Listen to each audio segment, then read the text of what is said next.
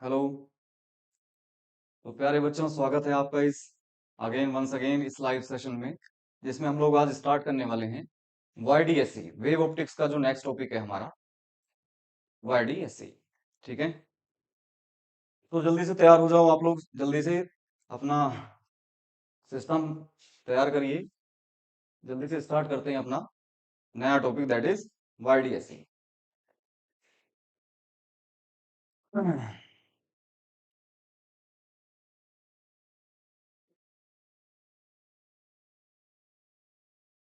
क्या audio clear है मेरी? क्या मेरी ऑडियो क्लियर है? क्या मेरी ऑडियो क्लियर है?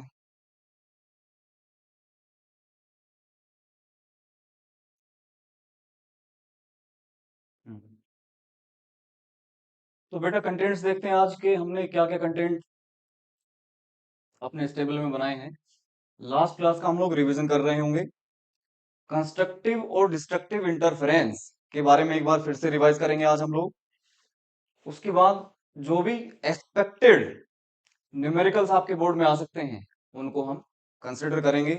आफ्टर दैट वाईडीएससी को फुल फ्लैश तरीके से, है ना, फुल फ्लैश तरीके से वाईडीएससी को आज हम लोग कंप्लीट कर रहे होंगे।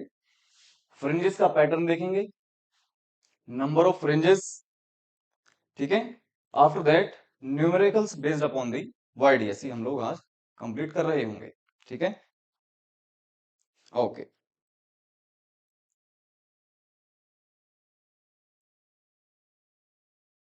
चलिए, बहुत बढ़िया। लास्ट क्लास में हमने क्या देखा था? लास्ट क्लास में हमने देखा था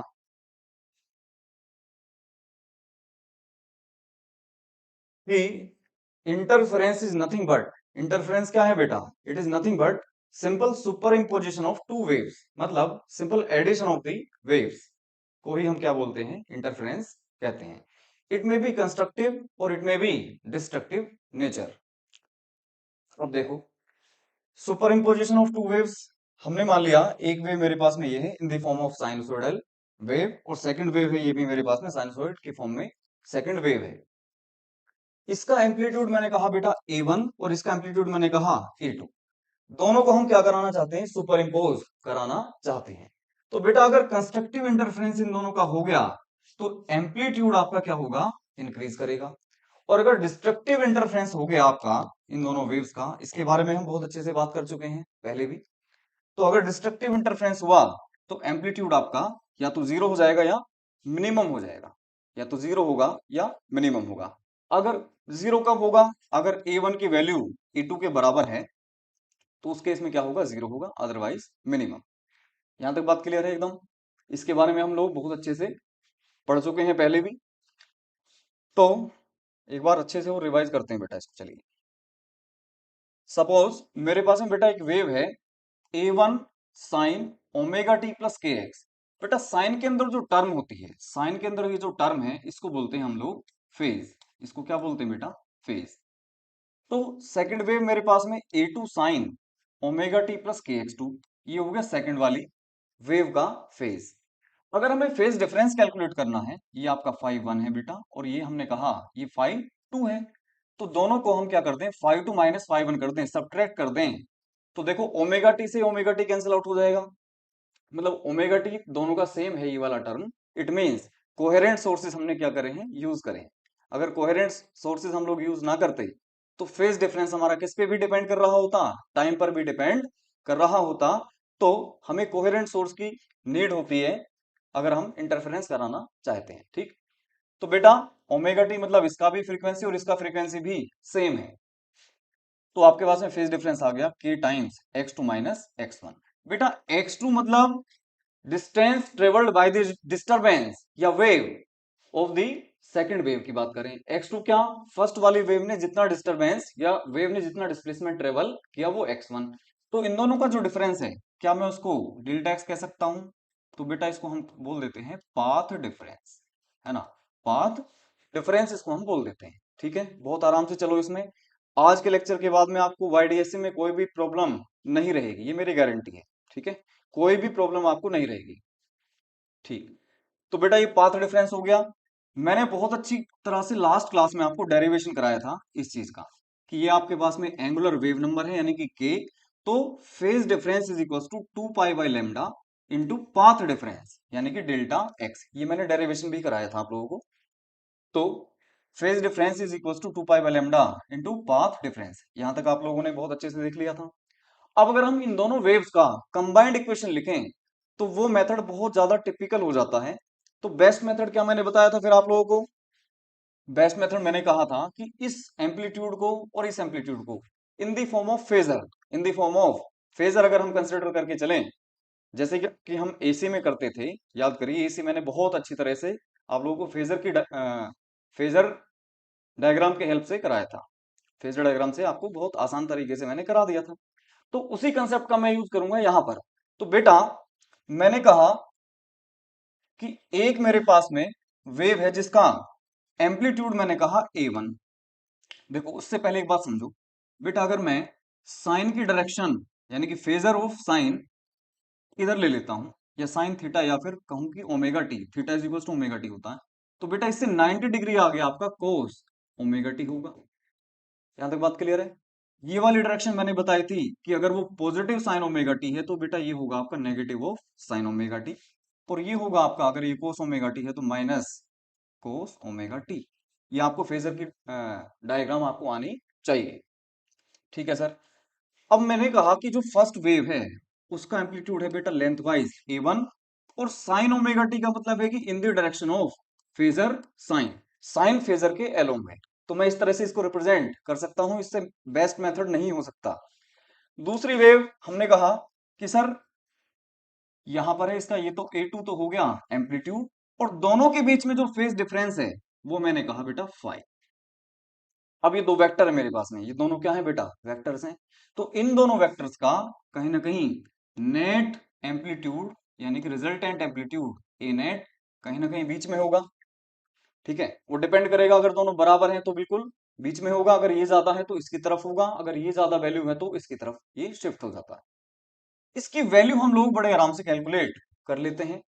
तो याद करिए कि इसका जो मैग्नीट्यूड है ए नेट का बेटा, मैग्नीट्यूड याद करो, वेक्टर्स में पहुंचो जल्दी से। A1 square plus A2 square plus 2A1 A2 बेटा कोस फाइव, दोनों के बीच में जो एंगल है उसका कोस ले लेते हैं, और स्क्वायर रो, ये मेरे पास में क्या आ जाता है बेटा? Net resultant amplitude. ठीक है, किसका? After the super imposition of two waves, दोनों वेव्स वेव्स को अगर हम सुपर इम्पोज कराते हैं तो ये आएगा आपके पास में रिजल्टेंट एम्पलीट्यूड। यहां तक कोई डाउट? अरे बोल दो भाई, कोई डाउट हो यहां तक तो बताइए, वेक्टर से कर रहे हैं हम, है ना? इससे बेस्ट मेथड नहीं है, इससे बेस्ट मेथड नहीं होगा। क्लियर है एकदम? तो वेक्टर का हमने यूज करके यानी कि फेजर की फॉर्म में हम एम्पलीट्यूड को कंसिडर कर लेते हैं, और बहुत आसान तरीके से ये मेरे पास में नेट एम्पलीट्यूड आ गया, ये नेट एम्पलीट्यूड मेरे मेरे पास में आ गया। ठीक है, अब देखो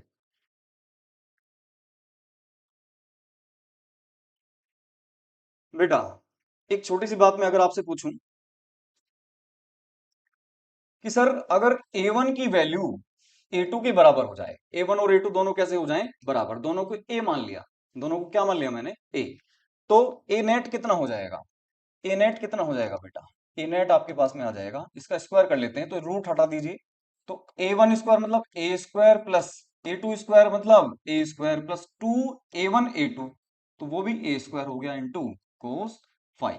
मतलब हम क्या कैलकुलेट करना चाहते हैं कि अगर A1 और A2 यानी कि दोनों वेव्स का एम्पलीट्यूड इक्वल है, ठीक है ना, तो बेटा ये आ गया आपके पास में 2A स्क्वायर और प्लस 2A स्क्वायर कोस फाइव। यहां से आप 2A स्क्वायर क्या लीजिए कॉमन, 1 प्लस कोस फाइव आपके पास में क्या बचा? ये वाला टर्म बचा। अब ये जो 1 प्लस कोस फाइव है बेटा, 10th क्लास से आप जानते हो कि इसको हम लिख सकते हैं 2 cos square five by two, 2 cos square 5/2 हम इसको लिख सकते हैं। अच्छा, तो बेटा ये टर्म आपके पास में आ गई 2 × 2 4A स्क्वायर कोस स्क्वायर 5/2। पहली बात, ये किसकी वैल्यू आ रही है? ए नेट का स्क्वायर।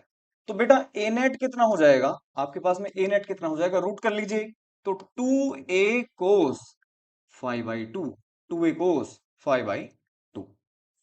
ये आपके पास में नेट एम्पलीट्यूड आ जाएगा, रिजल्टेंट एम्पलीट्यूड आ जाएगा, अगर दोनों वेव्स के एम्पलीट्यूड कैसे हैं, सेम है। दोनों वेव्स के एम्पलीट्यूड कैसे हैं, सेम। अच्छा जी, बेटा एक बात बताऊं, इंटेंसिटी यानी कि ब्राइटनेस, कोई जो आपके पास में फ्रिंज है कितनी ज्यादा ब्राइट है, अभी हम फ्रिंजेस की बात करने वाले हैं थोड़ी देर में।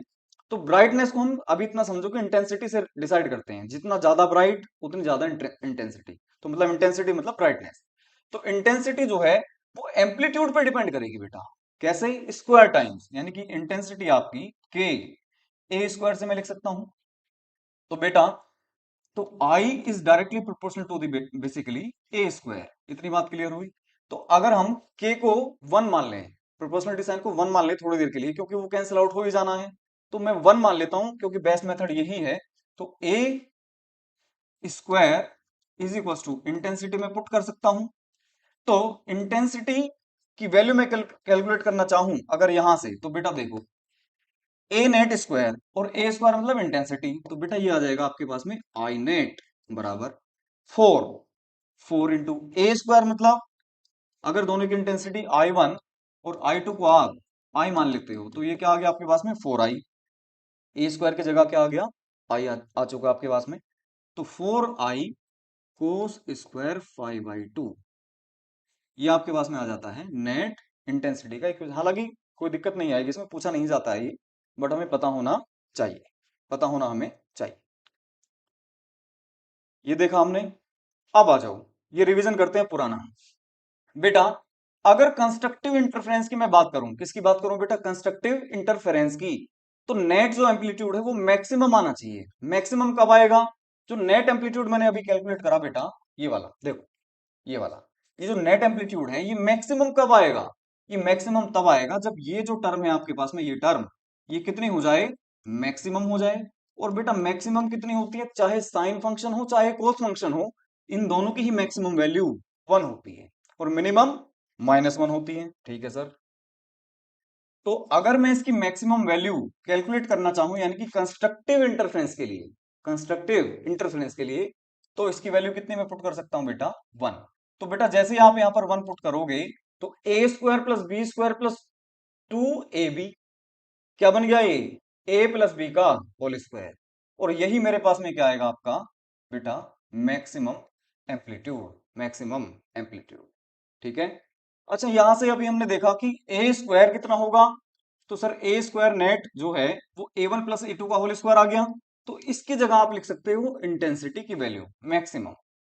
तो A1 क्या होगा बेटा, अगर A1 स्क्वायर आप कैलकुलेट करो तो I होता है, I1 होता, तो रूट ले लो आप दोनों तरफ।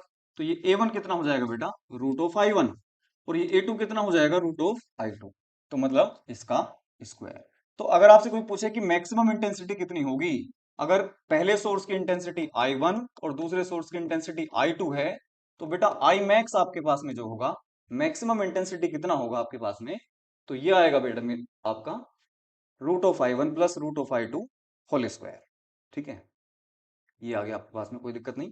अब देखो, मतलब कंस्ट्रक्टिव इंटरफेरेंस के लिए बेटा जो फेज डिफरेंस होना चाहिए, है ना, फेज डिफरेंस जो होना चाहिए वो कितना होना चाहिए, वो इतना होना चाहिए जहां जहां पर आपकी कोस फाई की वैल्यू 1 आए। तो 1 कहां पर आती है, 0 पर, 2 पाई पर, 4 पाई पर, एंड सो ऑन। मतलब 2n पाई, मतलब इसका मतलब समझो इवन मल्टीपल्स ऑफ पाई पर, इवन मल्टीपल्स ऑफ पाई पर आपका जो कोस होता है वो बेटा होता है आपका मैक्सिमम, यानी कि 1।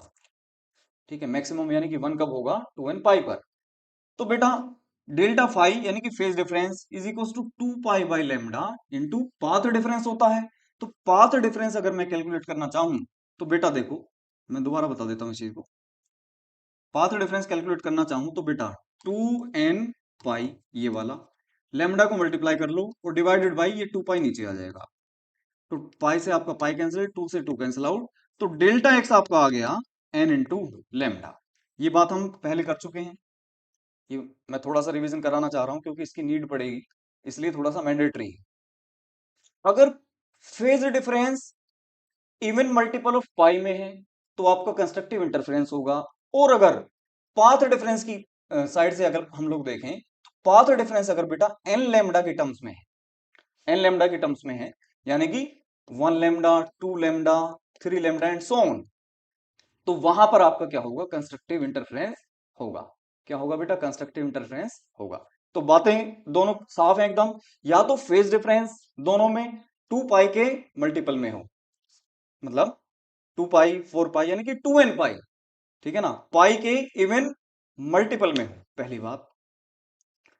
दूसरा, या फिर जो पाथ डिफरेंस है वो होना चाहिए लैम्डा के मल्टीपल में, इंटीग्रल मल्टीपल ऑफ लैम्डा में होना चाहिए। ठीक है बेटा, कमेंट्स करते रहिए आप लोग, जहां पर आप लोगों को डाउट लगे तो आप कमेंट करके पूछ सकते हो। ठीक है,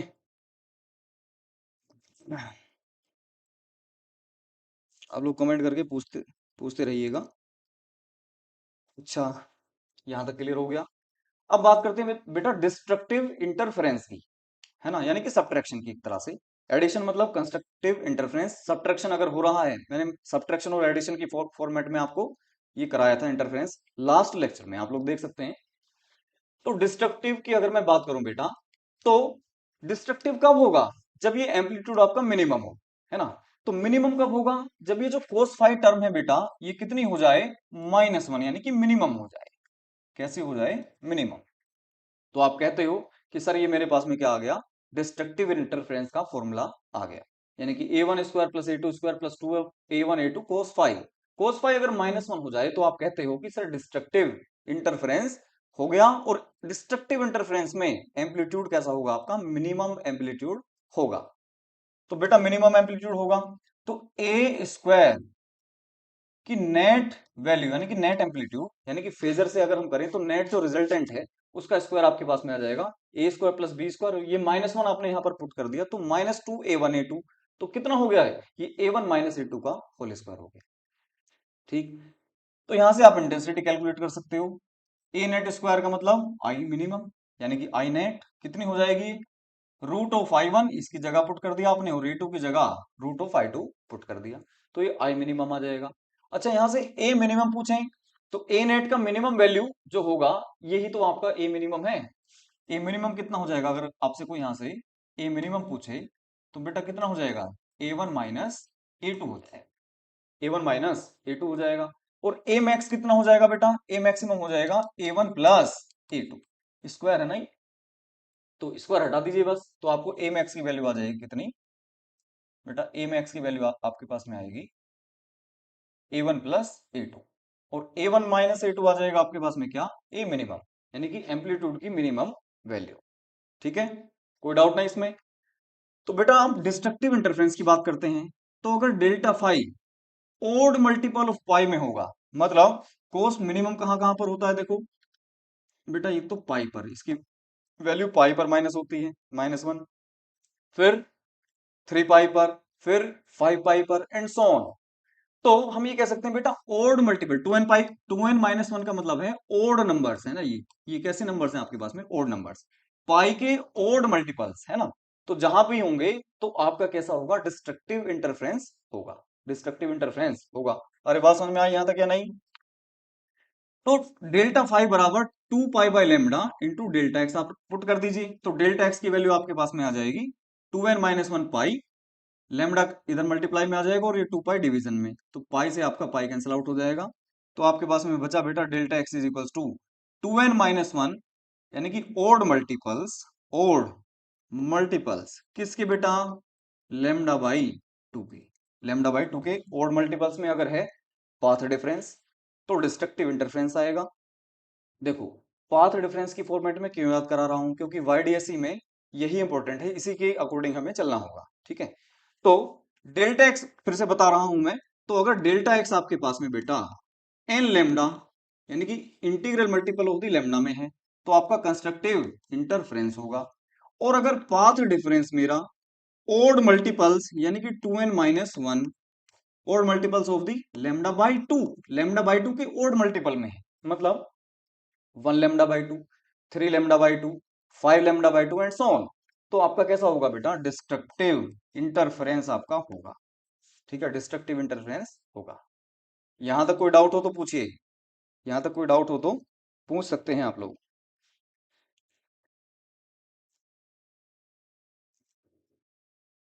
बेटा मैं एक बात बता दूं, यहां से बेहतर कंटेंट अगर आपको मिल जाए, ठीक है, तो मुझे बता देना आप। मैं इस तरह से क्लियर करना चाहता हूँ इस YDSC को, पूरी वेव ऑप्टिक्स को बेसिकली, क्योंकि इसमें दिक्कतें हैं बच्चों की, मैं मानता हूँ इस चीज को। लेकिन आज हम बहुत स्लो मोशन में चलेंगे और एक एक चीज को बिल्कुल क्लियर करते चलेंगे, एक एक चीज को बिल्कुल क्लियर कि ऐसा ही क्यों आ रहा है। तो अभी तक हमने देखो वेव को फेजर की फॉर्म में देख लिया, नेट इंटेंसिटी और नेट एम्पलीट्यूड हमने कैलकुलेट कर लिया। अगर आप लोग चाहो तो मैं इसको बहुत अच्छे लेवल पे लेके जा सकता हूँ। और फिर इतना अगर बड़ा आप लेवल कर लोगे तो बोर्ड का तो क्वेश्चन आपसे 101% होगा ही। तो बोर्ड के जो PYQs हैं उनको भी मैं कवर करूंगा आज इसी वाले लेक्चर में, तो आप देखते रहिएगा। तो ये दोनों बातें क्लियर है भाई, ये दोनों बातें क्लियर हैं या नहीं, कि पाथ डिफरेंस या फेज डिफरेंस दोनों के ही फॉर्मेट में, कि कंस्ट्रक्टिव कहां पर होगा, डिस्ट्रक्टिव कहां पर होगा, ये मैं बता सकता हूं। ठीक है, चलिए, चलो तो बेटा एक बात बताओ जरा, सम ऑफ आपसे पूछा है ऑब्जेक्टिव टाइप क्वेश्चन में, बेटा पूछा है आपसे बोर्ड में कि sum of maximum and minimum intensities, क्या ये दिखाई पड़ रहा है सभी को? ठीक है, maximum and minimum intensities in the interference, अगर आप इंटरफेरेंस कराते हो दो वेव्स का, क्या कराते हो, इंटरफेरेंस दो वेव्स का कराते हो, तो बेटा sum of maximum and minimum intensities, तो बेटा आई मैक्स बता सकते हो मेरे को क्या होता है, मैक्सिमम इंटेंसिटी। तो याद करो जरा, ए नेट का होल स्क्वायर कितना आया था, A1 + A2 का होल स्क्वायर था कि नहीं था? जी सर था, बिल्कुल। तो ये आपने रिप्लेस कर दिया था इंटेंसिटी से, है ना, इंटेंसिटी से। तो आई नेट बराबर √I1 और प्लस √I2 का होल स्क्वायर। अरे बात सही है। तो यही तो थी मेरे पास में आई मैक्स, यही तो क्या आई थी, मैक्सिमम इंटेंसिटी। मतलब मैक्सिमम मतलब ये किसकी बात कर रहे थे हम, कंस्ट्रक्टिव इंटरफेरेंस की। और डिस्ट्रक्टिव इंटरफेरेंस की अगर हम बात करें तो बेटा ए नेट आपके पास में आया था, यानी कि ए मिनिमम या ए नेट का स्क्वायर अगर हम बात कर रहे थे तो कितना, कोस फाई की वैल्यू -1 पुट करी थी, तो यह आया था आपके पास में A1 - A2 का होल स्क्वायर। ठीक है, तो यहां से आपकी आई मीन मिनिमम इंटेंसिटी कितनी, सर √I1 इसकी जगह रखो माइनस √I2 इसकी जगह रख दो होल स्क्वायर। तो आई मिनिमम ये और आई मैक्सिमम ये आपके पास। ठीक, तो आपसे पूछा है बेटा I max and I minimum का सम, आई मैक्स और प्लस आई मिनिमम का सम कितना होगा, ये आपके पास में ऑप्शंस हैं। ठीक है, 1 मार्क में आपका MCQ टाइप क्वेश्चन ये पूछा जा सकता है, और ज्यादातर बच्चे इसका गलत आंसर लगा के आते हैं। तो देखो जल्दी से बेटा, आई मैक्स कितना है, सर √I1 प्लस √I2 का whole square, plus I minimum बोलो सर √I1 माइनस √I2 का होल स्क्वायर। ठीक है बेटा, यस सर। तो इसको सोल्व कर लीजिए आप। तो A + B का होल स्क्वायर मतलब बेटा कितना, A² यानी कि रूट हट गया, plus B² plus 2 √I1 √I2। अब इसका करो बेटा, A² मतलब I1 plus B² minus 2 √I1 minus 2AB। तो देखो इस टर्म से ये टर्म कैंसिल आउट हो गई, तो आंसर आया आपके पास में 2I1 और 2I2, तो मतलब 2 times of I1 plus I2, 2 times of I1 plus I2, ये आपका आंसर होगा। कौन सा ऑप्शन है बेटा जल्दी देखो, तो ऑप्शन है बेटा आपका D, D is the correct option, D is correct, D is the correct option. इस टाइप का क्वेश्चन आपको बोर्ड में मिल सकता है। कोई डाउट हो तो पूछें इसमें, किसी को कोई डाउट हो तो पूछिए बेटा, कोई डाउट हो तो पूछ सकते हैं मेरे से। ठीक है, बहुत आराम से चलते रहो, इसमें कोई दिक्कत नहीं आएगी। सही है भाई, आ जाओ भैया आगे आ जाओ आप। The path difference between two waves, ठीक है, धीरे धीरे आपको कॉन्फिडेंस आता चला जाएगा इस चीज में। ठीक है, बहुत अच्छी तरह से कॉन्फिडेंस आने वाला है, देखते जाइए।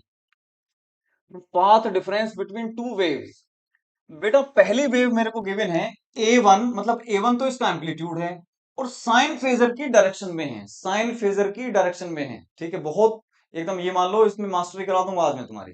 ठीक है, A1 sine omega T phasor की डायरेक्शन में, पहली बात।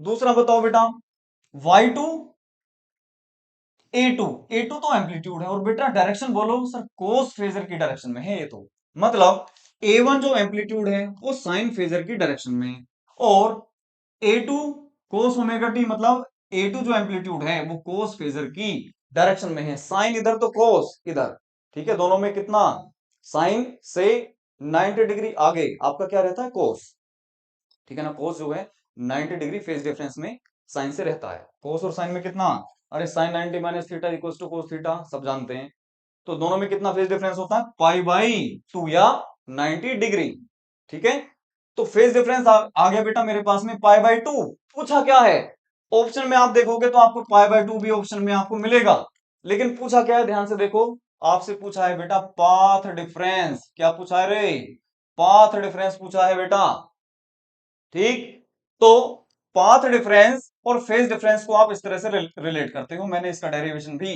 कराया था, तो phase difference is equal to 2 pi by lambda, यानी कि angular wave number into path difference, तो आपसे ये टर्म पूछी है बेटा, आपसे ये टर्म पूछी है, ठीक है ना, तो आपसे ये टर्म पूछी है, इट मींस डेल्टा एक्स की वैल्यू कैलकुलेट कर लो, तो लैम्डा अपॉन 2 पाई और ये पाई बाई 2, बेटा ये कितनी वैल्यू आई है, पाई बाई 2 आपने रख दिया, ठीक है, तो पाई से आपका पाई कैंसिल आउट हुआ, तो लेमडा बाई 4 आपके पास में आंसर आ गया, लेमडा बाई 4 आपके पास में क्या आ गया, आंसर आ गया। यहां तक कोई डाउट हो तो पूछें, यहां तक कोई डाउट हो तो पूछें, कोई डाउट हो यहां तक तो पूछ सकते हैं, ठीक है। Find net amplitude of two superimposing waves, ठीक है, ये आपको जो प्रॉब्लम्स हैं इस टाइप के आपको बोर्ड में अवेलेबल हो सकती हैं, बोर्ड में आ सकती हैं, ठीक है, तो देखते जाओ, y1 is equal to 3 sin omega T, 3 sin omega T, और दूसरी वेव की इक्वेशन आपको दे रखी है बेटा 4 cos omega T, 4 cos omega T, थोड़ा सा अच्छा लेवल पे पहुंच जाते हैं, फिर हम आपका वाइड एसी नया टॉपिक स्टार्ट करते हैं अभी 2 मिनट। तो देखो बेटा फेजर से देखो, नेट एम्पलीट्यूड आपको बताना है बेटा, इधर देखो साइन ओमेगा टी की डायरेक्शन में कितना एम्पलीट्यूड है सर, 3, ये अलग ही मेथड है, ये आपको जो मेथड है मिलेगा नहीं कहीं पर, ये 3 का जो एम्पलीट्यूड है बेटा ये किस डायरेक्शन में है, साइन ओमेगा टी की डायरेक्शन में, ठीक है सर, मैंने आपको फेजर डायग्राम बताए थे, इधर मैंने माना फेजर साइन ओमेगा टी, तो इससे 90 डिग्री ऊपर कौन सा फेजर होता है बेटा, कोस ओमेगा टी, एसी से मैंने आपको इस कंसेप्ट को उठा लिया था, ठीक है, एसी में मैंने बहुत अच्छी तरह से फेजर से पूरा एसी कंप्लीट कराया था, ठीक, अब देखो बेटा इधर आ जाओ, कोस ओमेगा टी डायरेक्शन में कितना एम्पलीट्यूड दिख रहा है सर, 4, किधर, कोस ओमेगा टी की डायरेक्शन में, तो बेटा ये दो वेव्स हैं जिनके एम्पलीट्यूड इस तरह से आपको गिवन है, तो इन दोनों का नेट एम्पलीट्यूड बताना है, इन दोनों का आपको नेट एम्पलीट्यूड बताना है कितना होगा, तो बेटा एक वेक्टर का 3 है वैल्यू, दूसरे वेक्टर का मैग्नीट्यूड 4 है, तो 3 और 4 का जो नेट रिजल्टेंट आएगा बेटा कितना हो जाएगा, 5, कितना हो जाएगा, 5 हो जाएगा, 3 4 ये 5 आ गया, ये 90 होगा 100%, तो ये एंगल आता है, आप याद करिए 3 4 5 का जो ट्राइंगल बनता है उसमें 37 डिग्री ये 90 हो, और ये होता है 53 डिग्री, ये कितना होता है बेटा 53 डिग्री एंगल होता है, ये आपको पता होना चाहिए, तो बेटा इस साइन से ये जो नेट एम्पलीट्यूड है वो कितना एंगल बना रहा है बेटा 37 डिग्री, 37 डिग्री, तो नेट एम्पलीट्यूड आपके पास में सिर्फ पूछा था तो आपने बता दिया कितना, 5, हमने एंगल भी बता दिया कि A1 से कितने एंगल पर 37 डिग्री फ्रॉम Y1 से, पहली वाली वेव से कितना एंगल 37 डिग्री पर ये नेट एम्पलीट्यूड होगा, कोई डाउट हो पूछें इसमें बेटा, कोई डाउट हो पूछें, मेरे हिसाब से बहुत अच्छे से क्लियर हो गया, मैं एसी का फेजर डायग्राम यहां पर यूज कर रहा हूं, एसी का फेजर डायग्राम मतलब अलग ही कंसेप्ट है ये कंसेप्ट एकदम अलग ही है, ठीक है बेटा, लेकिन है बहुत आसान, है बहुत ज्यादा आसान, कोई दिक्कत नहीं है, वेक्टर ही तो है, सीधे सीधे 11वीं क्लास के कंसेप्ट से मैं सारी चीजों को करा रहा हूं, ठीक, अच्छा जी, चलो बेटा, अच्छा देखो नेसेसरी कंडीशंस कभी कभी पूछ ली जाती हैं इंटरफेरेंस के लिए, जैसे हम वाईडीएसी के लिए बात करें तो वाईडीएसी के लिए क्या क्या इंपॉर्टेंट कंडीशंस होनी चाहिए बेटा, same direction of propagation wave की होनी चाहिए क्या, हाँ होगी तो भी इंटरफेरेंस हो जाएगा, कोई मैंडेटरी नहीं है, क्यों, क्योंकि वेव मान लीजिए एक ऐसे जा रही है आपकी और दूसरी ऊपर से आ रही है, तो डायरेक्शन तो अलग अलग हो गई दोनों की, लेकिन इंटरफेरेंस में अकर, मतलब ये तो इतना इंपॉर्टेंट नहीं हो सकता, नेसेसरी नहीं है। मतलब amplitude and frequency of both waves must be same, frequency तो सेम होनी चाहिए, क्योंकि हमें कैसा सोर्स चाहिए होता है, कोहेरेंट सोर्स चाहिए होता है। लेकिन amplitude need not to be equal, पहली बात। अच्छा जी, तो मतलब ये भी नेसेसरी कंडीशन में नहीं है। आगे आओ, टू कोहेरेंट सोर्सेस, हाँ सर, ये कंडीशन 100% मस्ट होनी चाहिए, ये तो आपका 100% होगा। ज्यादातर बच्चे ऐसा भी कर सकते हैं कि ऑल ऑफ द अबव लगा दें, लेकिन ये गलत हो जाएगा। ये कंडीशन हो सकती है बट मैंडेटरी नहीं है, नेसेसरी नहीं है। तो नेसेसरी कंडीशन क्या है बेटा, ए, टू कोहेरेंट सोर्सेस आपके होने चाहिए। तो इसका ऑप्शन क्या लिखेंगे आप, ऑप्शन ए लगाएंगे।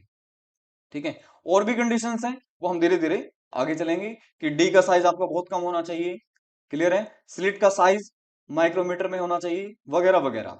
उनको हम थोड़ा आगे 2-3 मिनट बाद देखेंगे। चलो बेटा आगे चलो, फाइंड फेज डिफरेंस, चलो ये करके दिखाओ जरा क्वेश्चन। ये दो वेव्स आपको गिवन है बेटा, 5 साइन ओमेगा टी और 5 कोस omega T plus pi by 6। बेटा इनमें ये आया हुआ क्वेश्चन है, फेज डिफरेंस आपको बताना है। तो देखो अब कितना आसान हो गया, कितना आसान हो गया। अगर आपको फेजर का कंसेप्ट आता है, अगर आपको फेजर का कंसेप्ट आता है, तो देखो कितना सिंपल क्वेश्चन बना दिया ये मैंने। देखो बेटा, ये साइन ओमेगा टी मतलब साइन फेजर की डायरेक्शन में है, कितना एम्पलीट्यूड है सर, 5। बहुत बढ़िया सर। दूसरा देखो बेटा, ये है आपके पास में कोस ओमेगा टी से, ओमेगा टी से, ओमेगा टी यहां पर होता, कोस ओमेगा टी यहां पर होता, लेकिन उससे भी कितना आगे, पाई बाई 6 आगे। पाई बाई 6 मतलब 30 डिग्री आगे, पाई बाई 6 आगे है y2 का एम्पलीट्यूड, यानी कि ये जो 5, दूसरा जो 5 है ये y1 के लिए मैंने कंसिडर करा, और ये किसके लिए आ गया बेटा, y2 वेव के लिए। क्या पूछा है, फेज डिफरेंस पूछा है, तो मतलब आपस में कितने एंगल पर हैं ये, आपस में कितने एंगल पर हैं। तो बच्चा जल्दबाजी में ये देखेगा कि ओमेगा टी और ओमेगा टी से कितना, पाई बाय 6, और पाई बाय 6 भी आपको ऑप्शन में दिखेगा, पाई बाय 6 भी आपको ऑप्शंस में दिखेगा। लेकिन अब बताओ बेटा, दोनों के बीच में फेज डिफरेंस कितना। तो बेटा यहां से यहां तक तो ये 90, और प्लस ये कितना, पाई बाई 6। तो पाई बाई 2 यानी कि 90 प्लस बेटा ये कितना, पाई बाई 6, कितना आ गया ये, 3 pi plus pi, 4 pi by 6 यानी कि 2 पाई बाई 3। 2 पाई बाई 3 आपका क्या रहेगा आंसर, यानी कि सी इज द करेक्ट ऑप्शन। बेटा इससे बाहर कुछ नहीं आएगा, ठीक है, जितने मैं आपको 1 मार्क के एमसीक्यू करा रहे हैं, इससे ज्यादा बाहर नहीं आएगा। ठीक है, कोई डाउट हो इसमें पूछें बेटा, डाउट किसी को हो तो पूछ सकते हो, किसी को कोई डाउट हो तो पूछ सकते हैं। अच्छा जी साहब, कोई डाउट नहीं किसी को, चलो एक और कर लेते हैं। बेटा ओमेगा टी प्लस के एक्स साइन की डायरेक्शन से 30 डिग्री आगे, ये आपका साइन फेजर, इससे 30 डिग्री आगे आपका बेटा ये y1 गिवन है। ठीक है, y1 का जो फेजर है 10, इसका एम्पलीट्यूड कितना है बेटा, 10। अच्छा दूसरा क्या है, कोस फेजर से बिल्कुल अलाइंड है, अलाइंड मतलब इन द डायरेक्शन ऑफ कोस है, ये आपका y2 है बेटा। तो आपसे क्या पूछा है, फेज डिफरेंस। तो बेटा बता दो जल्दी से, बच्चे जल्दबाजी में जो 30 डिग्री आंसर देकर के आएंगे, लेकिन 30 डिग्री नहीं होगा। अगर आपका फेजर का कंसेप्ट क्लियर है, तो बेटा साइन फेजर आपका इधर, और कोस फेजर आपका बेटा इधर होता है, कोस ओमेगा टी। तो एक तो साइन से 30 डिग्री आगे है ना, ये आ गया आपका y1, और दूसरा एलोंग द कोस है, एलोंग द कोस है। तो बेटा कितना एंगल आएगा दोनों के बीच में, देखो ये 90 होगा पूरा, ये 30 है, तो ये आएगा आपके पास में 60 डिग्री। तो फेज आएगा आपके पास में बेटा कितना, पाई बाई 3, ये आंसर आ गया। ये आपके पास में क्या आ गया, आंसर आ गया। कोई डाउट हो किसी को बताएं। कई बार equation of the superimposed wave आपसे पूछा जा सकता है, तो उसमें भी कोई दिक्कत नहीं आती, 1 सेकंड में मैं इसको करा देता हूं, फिर आगे चलते हैं, है ना। बेस आपका क्लियर होना चाहिए, बेस आपका must be clear. Find equation of the wave after the interference, आपको पहली इक्वेशन गिवन है बेटा 3 साइन ओमेगा टी प्लस के एक्स, मतलब इन the direction of sine phasor आपको गिवन है। दूसरा बोलो, 4 तो एम्पलीट्यूड है, साइन फेजर की ही डायरेक्शन में है, लेकिन कितने एंगल पर, पाई बाई 2 पर, कितने एंगल पर, पाई बाई 2, मतलब साइन से पाई बाई 2 आगे। कितना एम्पलीट्यूड 4, इसका कितना एम्पलीट्यूड एम्पलीट्यूड है सर 3, तो 3 इधर है आपका और 4 इधर है, तो मैं इधर मान लेता हूं वेक्टर को, है ना। इसके हेड पर दूसरे का टेल रखा, तो टेल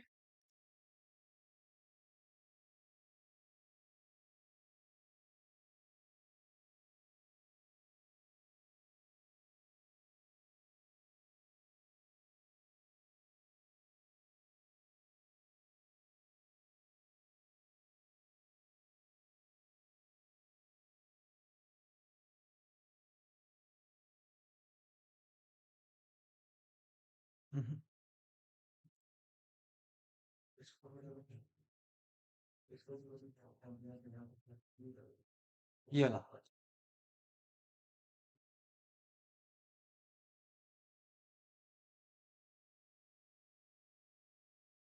नहीं इसमें वाईफाई में जाना पड़ेगा हमें, है ना।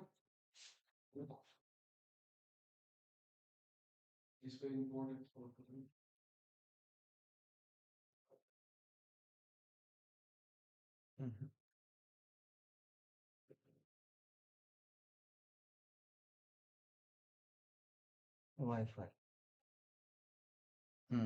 या ठीक है,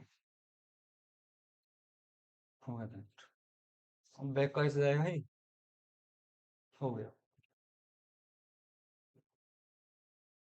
चल, अब ये कंटिन्यू है कि नहीं। हेलो, एक सेकंड बेटा, थोड़ा कुछ इश्यू आ गया इसमें, कनेक्टिविटी का इश्यू आ गया है थोड़ा सा। अभी करते हैं स्टार्ट।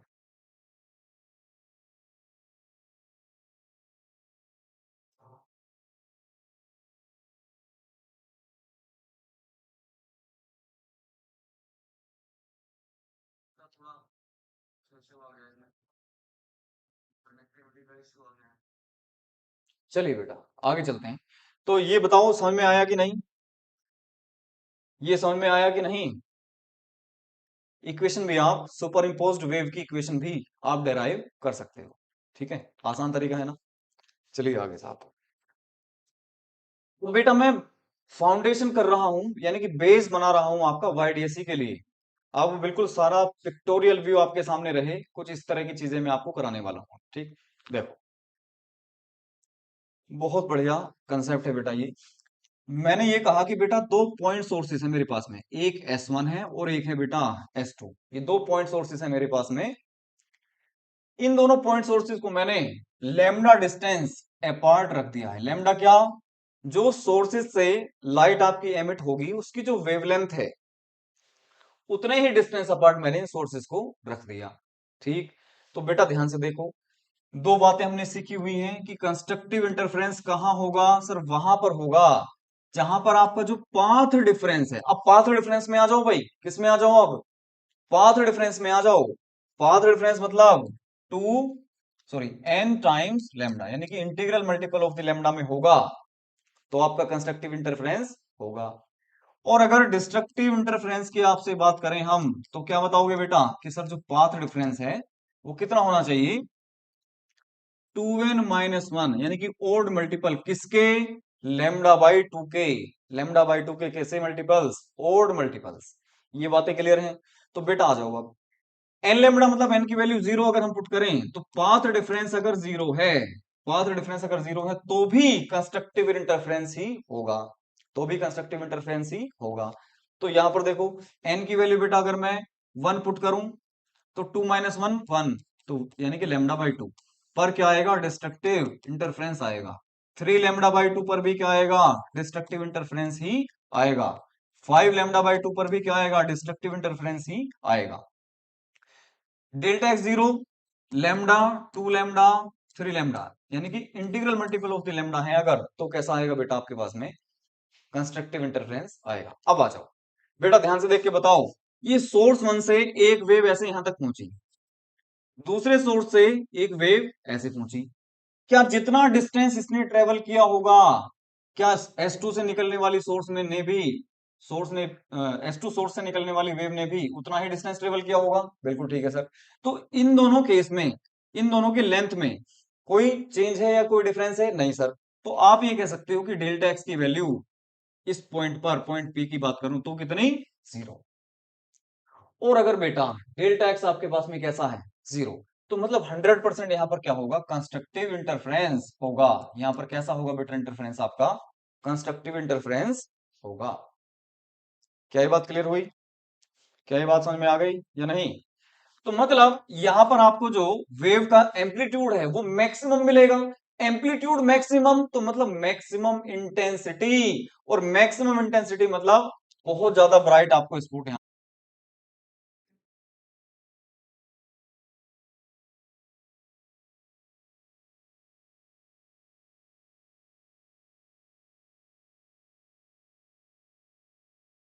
ये नेट की प्रॉब्लम हो रही है थोड़ी सी, कौशिक भाई। नहीं स्टार्ट नहीं हुआ, देखना जरा आ रही है कि यूट्यूब पर।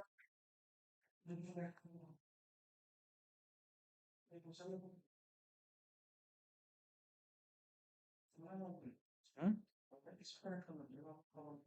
ये कर तो दिया कनेक्ट में। हाँ ये बंद कर दिया आपने। हाँ वो भी कनेक्ट हो गया, ये भी कनेक्टेड है। नहीं हुआ,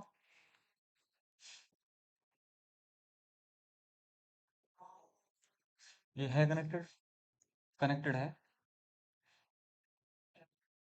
देखना आपके में चल रहा है क्या, स्पीड आ रही है, क्या इशू है?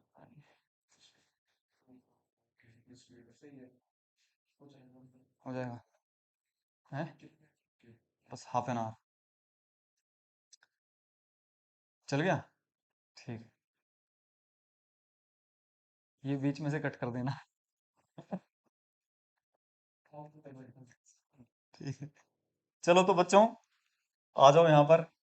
तो यहाँ पर आपका पाथ डिफरेंस कितना, लेमडा के 1 मल्टीप्लायर में है। मतलब यहाँ पर भी आपका क्या होगा बेटा, ये वाले सिस्टम होगा, यानी कि कंस्ट्रक्टिव इंटरफेरेंस ही होने वाला है।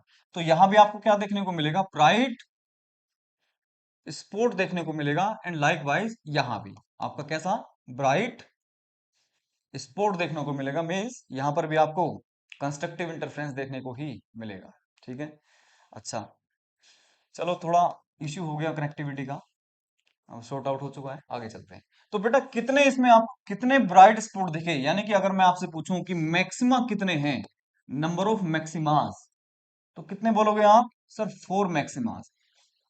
कितने मैक्सिमा है, 4 मैक्सिमा है। ठीक है, अच्छा बेटा यहाँ पर पाथ डिफरेंस कितना, जीरो। यहाँ पर पाथ डिफरेंस कितना, लेमडा। तो सर यहां से यहां तक लेमडा का चेंज आ गया, पाथ डिफरेंस का कितना चेंज आ गया, लेमडा का। तो कहीं ना कहीं यहाँ बीच में मिडिल में लेमडा बाई टू का पाथ डिफरेंस रहा होगा, लेमडा बाई टू का पाथ डिफरेंस रहा होगा। और लेमडा बाई टू अगर पाथ डिफरेंस हो गया, लेमडा बाई टू अगर पाथ डिफरेंस हो गया, तो यहां पर आपका डिस्ट्रक्टिव इंटरफेरेंस हो गया होगा। तो मतलब यहां पर आपको देखने को मिलेगा बेटा डार्क फ्रिंज, है ना, यहाँ पर मिनिमा, यानी कि डार्क फ्रिंज आपको देखने को मिलेगा, डार्क स्पॉट देखने को मिलने वाला है। तो मिनिमा बेटा इसी तरह यहाँ पर आपको एक मिनिमा, और ऐसे ही यहाँ पर मिनिमा मिलेगा, और यहाँ पर भी एक मिनिमा। तो नंबर ऑफ मैक्सिमास 4, और नंबर ऑफ मिनिमास पे कितना आ गया बेटा, मिनिमा भी आपके पास में 4 ही ऑब्जर्व होंगे, 4 मैक्सिमा और 4 ही मिनिमा। क्या ये बात क्लियर हुई? बहुत अच्छे से, मेरे हिसाब से मैंने आपको बहुत अच्छे से डिलीवर किया, इस चीज को समझ में आ गया होगा।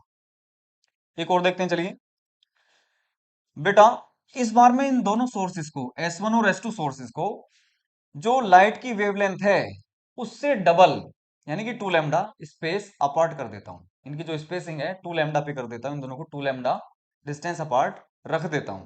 क्लियर एकदम? तो बेटा आप बताओ, क्या S1 से जो वेव निकली वो कितना चली, आपने कहा सर ये तो x चली, मान लीजिए। S2 से जो वेव निकली बेटा, वो कितना डिस्टेंस ट्रेवल किया होगा, x। तो पाथ डिफरेंस सर यहां पर जीरो, पाथ डिफरेंस जीरो, तो मतलब यहां पर क्या मिलेगा बेटा, मैक्सिमा। सिमिलरली बेटा यहां से इसने चला मान लीजिए एल लेंथ, इसने कितना चला, एल प्लस 2 लैम्डा। तो पाथ डिफरेंस कितना सर, 2 लैम्डा का। तो 2 लैम्डा कैसा है, integral multiple of the lambda है, integral multiple of the lambda. तो मीन्स यहां पर भी आपका कंस्ट्रक्टिव इंटरफेरेंस, और यहां पर भी कंस्ट्रक्टिव इंटरफेरेंस आपको देखने को मिला। अब समझना ध्यान से बेटा, ये आपका पाथ डिफरेंस है जीरो, यहां पर कितना है सर 2 लैम्डा। इसका मतलब कहीं ना कहीं बीच में लैम्डा भी आया होगा। तो एक आपको ब्राइट स्पॉट यहां पर भी यानी कि कंस्ट्रक्टिव इंटरफेरेंस यहां पर भी देखने को मिलेगा। क्लियर हुई बात या नहीं? बहुत अच्छे से समझते जाइए। जीरो और ये लैम्डा और ये आपका पाथ डिफरेंस 2 लैम्डा। यहां तक बात क्लियर हुई? तो जीरो और लैम्डा के बीच में कहीं ना कहीं लैम्डा बाई 2 भी होगा। तो वहां पर आपको देखने को मिलेगा बेटा डार्क फ्रिंज यानी कि मिनिमा। यहां पर आपको देखने को मिलेगा मिनिमा। बेटा लैम्डा और 2 लैम्डा के बीच में 3/2 लैम्डा भी होगा। 3 या 3 लैम्डा बाई 2 भी होगा। तो यहां पर ओड मल्टीपल यानी कि odd multiple 3 multiple of lambda by 2। तो यहां पर भी आपको मिनिमा देखने को मिलेगा। बोलो ये बात समझ में आई या नहीं? क्या ये बात समझ में आई या नहीं? क्या ये बात मेरी समझ में आई तुम लोगों को या नहीं? बेटा इसी तरह यहां पर अगर हम बात करें तो path difference once again 2 lambda. यहां पर पाथ डिफरेंस 0। तो यहां पर पाथ डिफरेंस सर ये होगा आपका लैम्डा। तो यहां पर आपका सर लैम्डा बाई 2, यहां पर 3 लैम्डा बाई 2। क्या बात समझ में आई? तो यहां पर मैक्सिमा बेटा ये मिनिमा और ये भी आपका सॉरी लैम्डा बाई 2 वाला भी आपका मिनिमा और ये मैक्सिमा। अरे बात सही है? क्या ये बात क्लियर हुई? तो number of maxima and number of minima हम बड़े आराम से कैलकुलेट कर सकते हैं। देखो मैक्सिमा काउंट करते हैं 1 2 3 4 5। ठीक है, 6 7 और 8। तो बेटा 8 तो मैक्सिमा होंगे, 8 तो मैक्सिमा होंगे। ठीक है, और मिनिमा कितने होंगे? बेटा 8 ही आपके पास में मिनिमास होंगे, 8 ही मिनिमा होंगे। दो मैक्सिमा के बीच में एक मिनिमा, दो मैक्सिमास के बीच में एक मिनिमा। तो देखो बेटा अगर हम इस पूरे सरकमफ्रेंस की बात करें तो जब हमने डेल्टा एक्स यानी कि sorry space between the sources ये जो डी है ये लैम्डा रखा, तो आपके पास में नंबर ऑफ मैक्सिमा और नंबर ऑफ मिनिमा कितने बने? 4 4। अगर हमने डी को बढ़ाया इसका मतलब आपने कितना किया? 2 लैम्डा। तो देखो कितने हो गए? 8 8। तो मतलब जो आपका ब्राइट स्पॉट का जो साइज है वो इस वाले केस में थोड़ा सा रिड्यूस हुआ होगा। रिड्यूस आपका क्या हुआ होगा? स्पॉट का साइज। तो बेटा इसी को बोलते हैं फ्रिंज, है ना? फ्रिंज की जो चौड़ाई है जो मोटाई है वो इस वाले केस में कम हुई होगी। थोड़ा सा इस चीज को आप एक्सपीरियंस करिए। ठीक है, और आगे चलते हैं, और आगे चलते हैं। बेटा बिहेवियर ऑफ लाइट को समझेंगे पहले, फिर हम करते हैं वाईडीएससी। 10 मिनट का वाईडीएससी सब कुछ मैंने करा दिया है, बेस सारा तैयार है। वाईडीएससी को केवल 10 मिनट में समझा दूंगा। ठीक है, कुछ नहीं रटना आप लोगों को। ठीक है, आप लोगों को कुछ भी रटना नहीं पड़ेगा, मैंने सब कुछ बेस तैयार कर दिया। ठीक है, ये थोड़ा डिफरेंट मेथड है मेरा, ये मेथड थोड़ा सा डिफरेंट है। किसी को कोई डाउट हो तो बेटा पूछ सकते हो।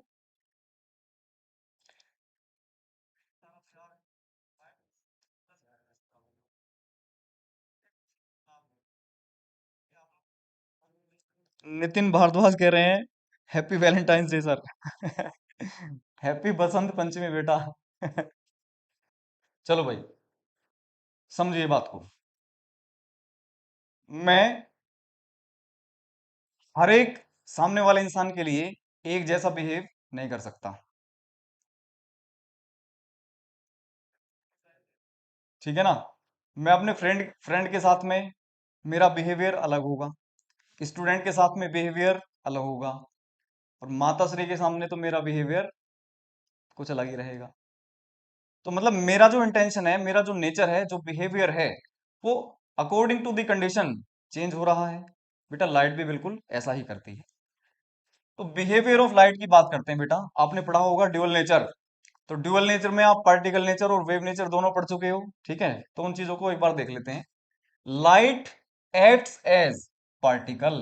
पार्टिकल मतलब फोटोन की फॉर्म में एक्ट करेगी, बिहेव करेगी। कब? जब ये इंटरेक्ट करेगी इलेक्ट्रॉन से, प्रोटॉन से या अल्फा पार्टिकल से। आपने पढ़ा होगा, क्या पढ़ा होगा? Photo electric effect. तो उसमें जो लाइट का जो बिहेवियर है आपने कैसा देखा? बेटा पार्टिकल नेचर आपने लाइट का देखा। इलेक्ट्रॉन्स के ऊपर हम क्या करते थे?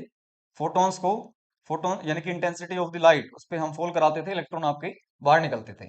तो इलेक्ट्रॉन, प्रोटॉन और अल्फा पार्टिकल जैसे छोटे टिनी पार्टिकल्स के साथ में अगर इंटरेक्शन लाइट का होता है तो it will show it will show the particle nature. कैसा शो करेगी अपने आप को? पार्टिकल नेचर की तरह शो कराएगी, पहली बात। यानी कि साइज ऑफ द पार्टिकल कैसा?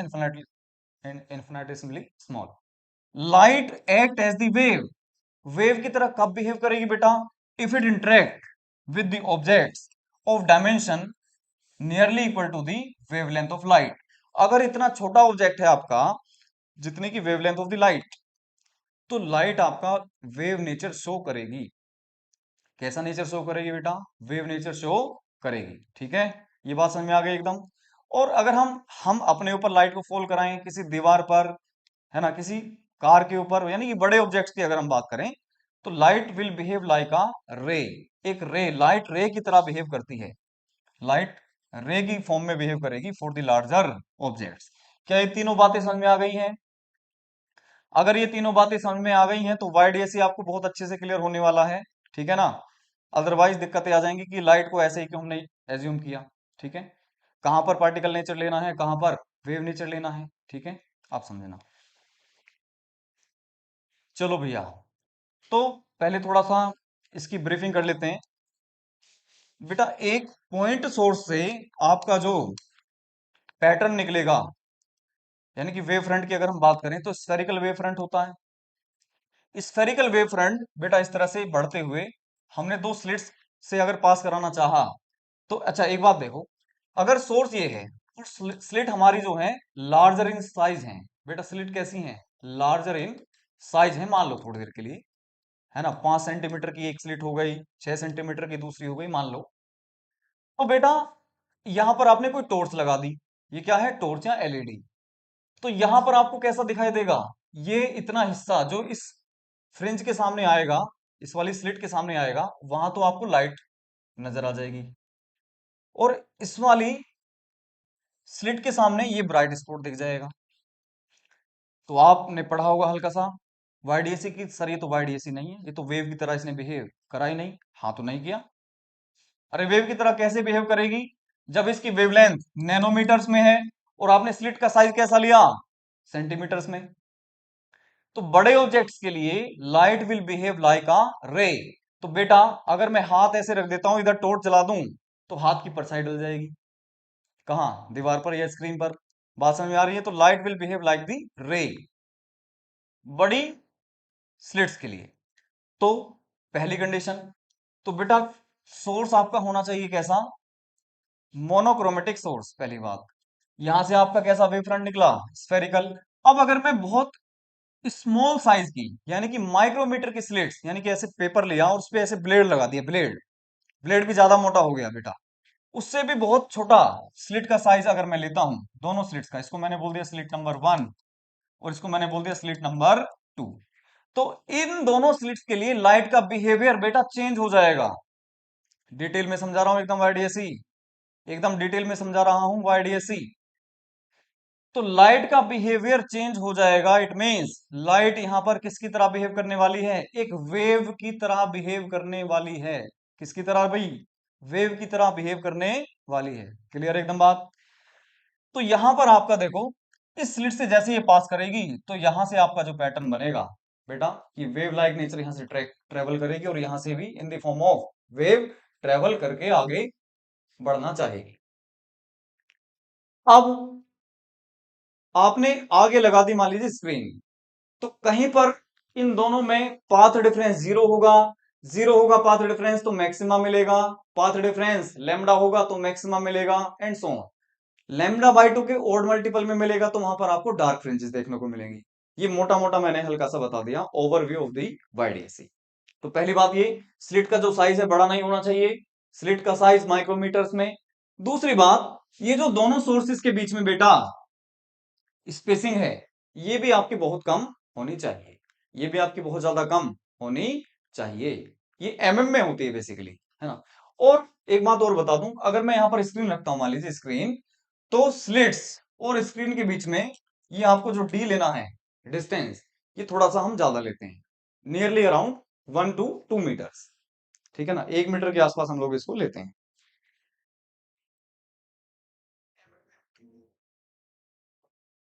नितिन भारद्वाज, बात करेंगे तुमसे बाद में। ठीक है, ऑफलाइन सेशन में बात करने वाले हैं हम तुमसे, ठीक है। ये थोड़ा सा ऑनलाइन चल रहा है, इसमें कुछ कह नहीं सकते हम आपको। ठीक, मिलेंगे तुमसे जल्दी। अरे समझ में आ रही है बातें या नहीं? ये डिटेल में मैंने तुम्हें बताया हल्का सा कि किस तरह का स्लिट हमें यूज करना है। चलो भाई, अब करते हैं बेटा वाईडीएस की हम बात। यहां पर मैंने एक सोर्स लिया। बेटा हम दो सोर्स भी ले सकते हैं। दो स्लिट लेने का मतलब ये है कि हमें दोनों सोर्स अगर कोहेरेंट नेचर के मिल जाएं, कोहेरेंट नेचर के सोर्स अवेलेबल हो जाएं, तो दो स्लिट की जरूरत नहीं होगी। लेकिन अगर मैं एक काम कर लूं, दोनों सोर्स को किसी तरह कोहेरेंट बना लूं, तो वो बेसिकली पॉसिबल नहीं होता। तो हम क्या करते हैं, एक मैंने पहले भी बताया था, एक सोर्स से देखो सेम फ्रीक्वेंसी निकल रही होगी, इसी सेम फ्रीक्वेंसी को दो जगह डिवाइड कर दिया। किस तरह से? दोनों स्लिट्स के यूज करने से। दोनों स्लिट्स को हमने यूज किया, मतलब यहां पर एक ये ऐसे कार्डबोर्ड मान लो, और यहां पर ये ब्लेड से कट लगा दिया, और यहां पर दूसरा ब्लेड से कट लगा दिया, तो क्या बन गई? स्लिट्स। अब जैसे ही लाइट इसके पास में आएगी बेटा, जैसे ही लाइट आपकी इसके पास में आएगी, तो यहां और यहां पर दो इन्फिनेटली स्मॉल डायमेंशंस आपको मिली। तो इन दोनों स्लिट्स के लिए लाइट लाइट का जो बिहेवियर होगा, वो वेव लाइक बिहेवियर होने वाला है। पहली बात तो ये। तो मतलब ऐसा नहीं लग रहा आपको कि ये जो स्लिट वन है और ये जो स्लिट टू है, अब बिहेव करने लगी हैं like the source, like the two sources. और कैसे सोर्सेस? दो कोहेरेंट सोर्सेस, दो कोहेरेंट सोर्सेस। इसका मतलब दोनों सोर्सेस कोहेरेंट हैं। तो इंटरफेरेंस का पहला कंडीशन मेरे को मिल गया, इंटरफेरेंस का पहला कंडीशन मेरे को मिल गया है भाई। अरे मिल गया है नहीं? आगे चलो। अब मतलब जैसा मैं सर्कल सर्कल की फॉर्म में आपको बता रहा था, in the form of circle बता रहा था कि कहां पर मैक्सिमा कहां पर मिनिमा, उन्हीं चीजों को आप स्क्रीन पे ले आओ। अरे उन्हीं चीजों को कहां ले आओ भाई? स्क्रीन पर ले आओ। सही है। तो बेटा मैंने कहा कि ये स्लिट्स से लेकर ये स्क्रीन तक की जो डिस्टेंस है, मैंने कहा डी है बेटा। अब सुनना, मैंने कहा कि इस वाले पॉइंट पर, यहां जहां सोर्सेस है, सोर्सेस को ज्वाइन करने वाला जो पॉइंट है, मिड पॉइंट है ना, यहां से इस पॉइंट को मैंने अगर ज्वाइन कर दिया, इसको मैंने ज्वाइन कर दिया, तो ये डिस्टेंस भी कितनी हो गई सर? डी हो गई। ठीक है बेटा, ये डिस्टेंस है दोनों सोर्सेस के बीच में डी। दोनों सोर्सेस के बीच में कितने डिस्टेंस है? डी। ठीक है सर, इतनी कहानी हमें क्लियर हो चुकी है, इतनी कहानी क्लियर हो चुकी है। अब बेटा मैं अगर आपसे पूछूं कि सोर्स या स्लिट वन से लेकर स्लिट नंबर वन से लेकर, ठीक है, स्लिट नंबर वन से लेकर और इस पॉइंट ओ तक, इस पॉइंट ओ तक, और स्लिट नंबर टू से लेकर इस पॉइंट ओ तक अगर मैं चलने की बात करूं, तो जितना डिस्टेंस ऊपर वाली वेव ने ट्रेवल किया है, उतना ही डिस्टेंस क्या नीचे वाली वेव ने भी ट्रेवल किया? बिल्कुल ठीक है सर। तो दोनों में पाथ डिफरेंस कितना? Sir zero. पाथ डिफरेंस कितना? Sir zero. समझ में आ रही है बात या नहीं? पाथ डिफरेंस कितना? जीरो। बहुत अच्छे से समझा रहा हूं बेटा, बहुत अच्छे से समझिए। तो पाथ डिफरेंस जीरो है, इसका मतलब यहां पर मैक्सिमा यानी कि कंस्ट्रक्टिव इंटरफ्रेंस हो गया होगा। यानी कि आपको क्या मिल रहा होगा यहां पर? मैक्सिमा। क्या मिल रहा होगा? मैक्सिमा। और कौन सा वाला? सेंट्रल वाला। सेंट्रल मतलब बिल्कुल बीच वाला। तो सेंट्रल मैक्सिमा इसको हम लोग बेसिकली कह सकते हैं, सेंट्रल मैक्सिमा, या फर्स्ट, या सेंट्रल ब्राइट भी कह सकते हैं। ब्राइट मतलब चमकदार जो चीज है, मैक्सिमा, सेंट्रल मैक्सिमा। क्या यहां तक बात समझ में आई? हो सकता है कुछ ऊपर जाने के बाद में आपको लेमडा यानी कि जितनी वेवलेंथ ऑफ लाइट है, उसके बराबर आपको पाथ डिफरेंस मिल जाए, तो वहां पर भी क्या बन जाएगा? वहां पर भी आपका क्या बन जाएगा? ब्राइटनेस आपको दिखाई देगी, मैक्सिमम आपको मिल जाएगा। तो समझते हैं, इसी कैलकुलेशन को हम बोलते हैं वाईडीएसी एक्सपेरिमेंट। अरे बात समझ में आई या नहीं? वाईडीएसी एक्सपेरिमेंट यही है बेटा। आ जाओ, अब इसकी कैलकुलेशन देखो, बहुत आसान कैलकुलेशन है। इसमें हम एक अप्रोक्सीमेशन करेंगे, वो क्या है देखो। ये डिस्टेंस मैंने कहा ये मीटर्स में है, डी की वैल्यू मैंने बताई आपको एमएम में, और स्लिट का जो साइज है माइक्रोमीटर में है, माइक्रोमीटर्स में है स्लिट्स का साइज।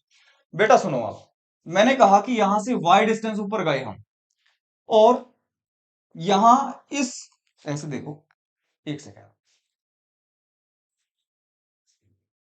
इसको थोड़ा अच्छे से समझो। ये बेटा ऐसे देखो जरा, ये सेंट्रल ब्राइट हमें मिल गया, ठीक है। यहां से मैं वाई डिस्टेंस ऊपर गया बेटा, वाई डिस्टेंस कहाँ गया, ऊपर। तो मैंने कहा उस पॉइंट पी पर अगर मैंने लाइन ड्रॉ करी, कह दिया मैंने कि एंगल बन रहा है थीटा। एंगल कितना, थीटा। क्या ये एंगल बहुत छोटा होगा, बिल्कुल सर, ये एंगल बहुत छोटा होगा, इन्फिनिटेसिमली स्मॉल होगा, ठीक है, इन्फिनिटेसिमली स्मॉल एंगल होगा। क्या, जितना ये एंगल है, जितना ये एंगल है सोर्स टू और सोर्स वन की अगर मैं बात करूं, तो बेटा क्या ये जो सोर्स टू है, क्या इतना ही एंगल ये मान सकता हूं मैं, बिल्कुल ठीक है सर, क्योंकि ये एंगल और ये एंगल बहुत ज्यादा डिफरेंस इनमें नहीं होने वाला, ठीक है। मान लो एक है 1 डिग्री, मान लो 1 सेकंड के लिए, तो अगले वाले की वैल्यू आएगी 1.0000000 डिग्री, 01 डिग्री, ठीक है ना।